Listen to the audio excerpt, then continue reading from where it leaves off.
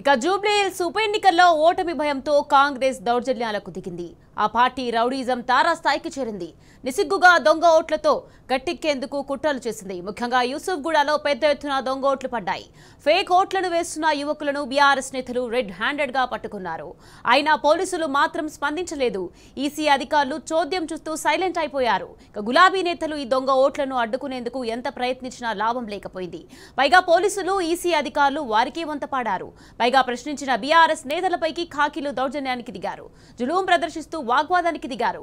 గులాబీ నేతలను నెట్టివేస్తూ కాంగ్రెస్ అరాచకాలకు మద్దతు పలికారు. కాంగ్రెస్ గూండాయిజం మితిమీరిన నేపథ్యంలో బీఆర్ఎస్ ఎమ్మెల్యే అభ్యర్థి మాగంటి సునీత గోపీనాథ్ కన్నీళ్లు పెట్టుకున్నారు.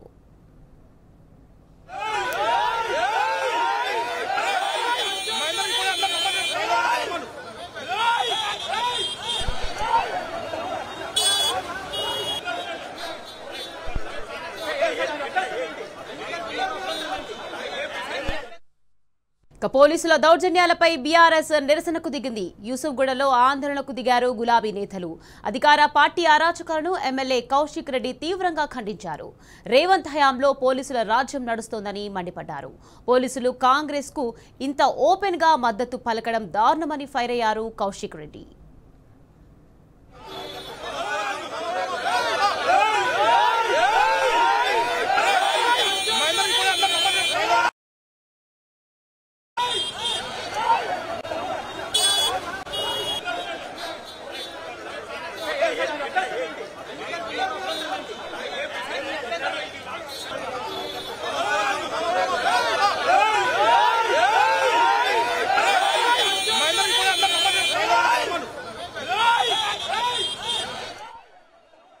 అటు పోలీసుల తీరుపై బీఆర్ఎస్ అభ్యర్థి మాగంటి సునీత తీవ్ర అభ్యంతరం తెలిపారు. ఇది ప్రజాస్వామ్యమేనా అని ప్రశ్నించారు. ఇంత నిసిగ్గుగా కాంగ్రెస్ దొంగ ఓట్లకు బరి తెగించినా పోలీసులు మౌనంగా ఉండడమేంటని నిలదీశారు.